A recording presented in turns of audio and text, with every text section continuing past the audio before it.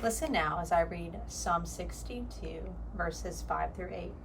For God alone my soul waits in silence, for my hope is from him. He alone is my rock and my salvation, my fortress. I shall not be shaken. On God rests my deliverance and my honor. My mighty rock, my refuge is in God. Trust in him at all times, O people. Pour out your heart before him. God is a refuge for us. When I was a child, my mom would entice us to play something called the quiet game. I thought this was such a great idea when I was about 4, and my competitive self just knew that I could be the most quiet in the car, the house, or wherever the gauntlet of the quiet game was thrown down. And I was good at it until I got a little older, and my matured self determined that this was no game, but a feeble attempt to silence my sisters and myself. When my mom began suggesting it again, she was met with boos and hisses and rolled eyes, and no longer would it work. I wish someone would play the quiet game with me now. Just like 4-year-old Callie, I think 48-year-old Callie would also dominate this game, but for very different reasons. I would long for a period of uninterrupted silence where everyone around me was also trying to keep the peace. I have met people over the years that have gone on silent retreats or completed the Walk to Emmaus program and spent considerable time in complete silence.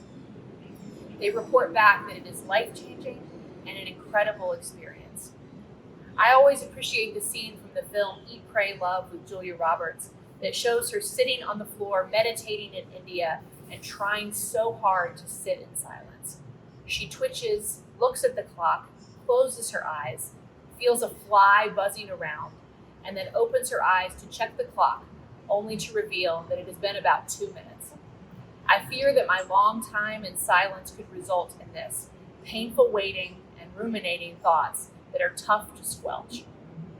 Psalm 62 reminds us that our souls wait for God in the silence, for it is in the silence, the space of nothing, where we will find God. Nothing else lives in the silence like God does. God waits for us to stop buzzing about, moving to and fro, and filling our lives and minds with music, chatter, and words. I have met people over the years that cannot be in their homes without the television on. I know people that sleep with their TVs on through the night. And even for myself, I often need white noise to go to sleep with beach waves playing quietly in the background to get my mind to settle.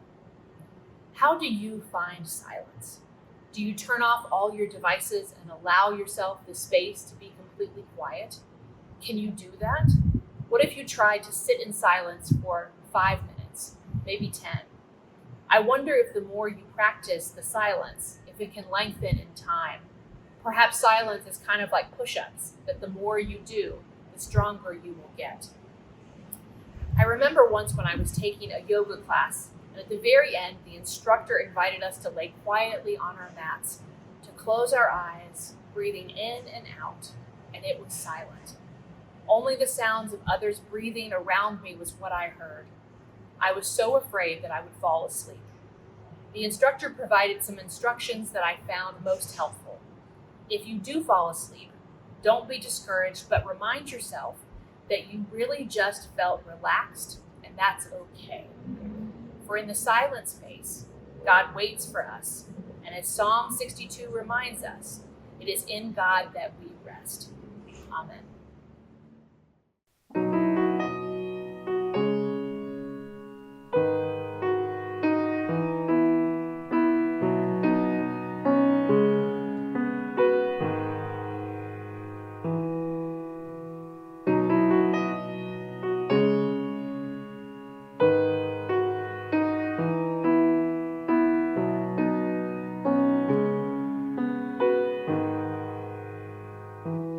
In the landscape of my life,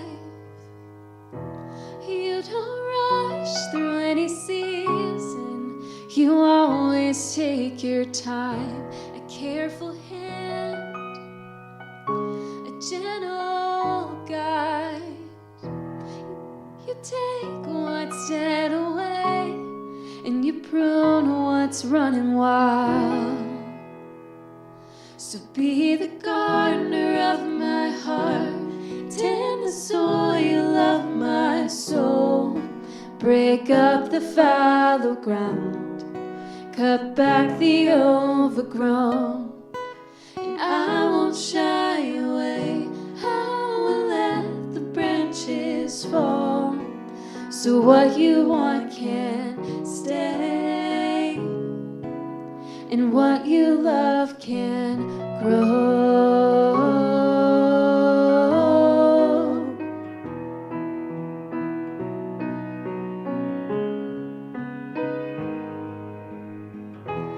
Through the winter, I'm still alive. What you've planted in the dirt is ever reaching to the light. You prepare me for darkened times.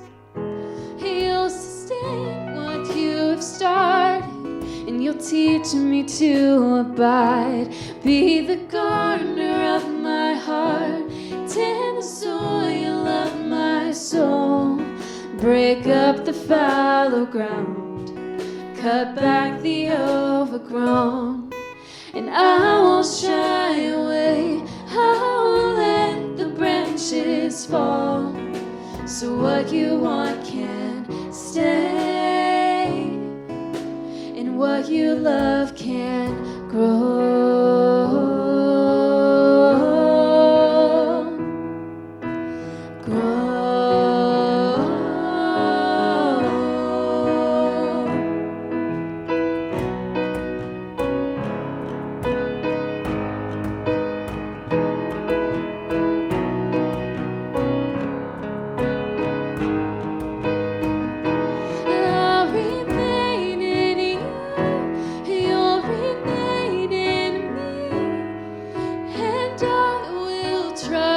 Your timing, I'll remain in you, you'll remain in me, from the start until the ending, 'cause you know better.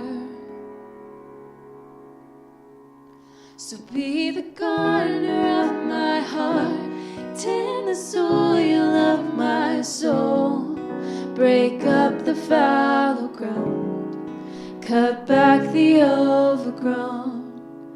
I won't shy away. I will let the branches fall, so what you want can stay, and what you love can grow.